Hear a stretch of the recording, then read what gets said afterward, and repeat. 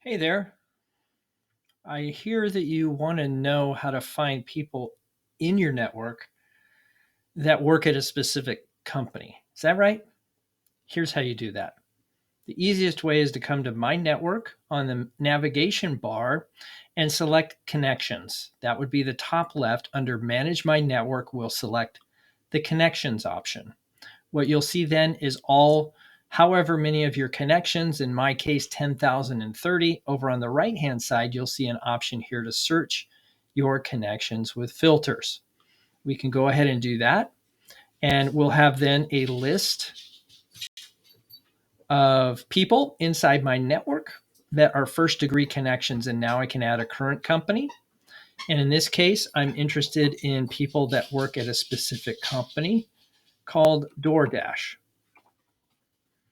DoorDash is one of my target companies, and I will go ahead and show results. And now I can see at DoorDash, I have 5 people inside my network that are working there. Hope that helps.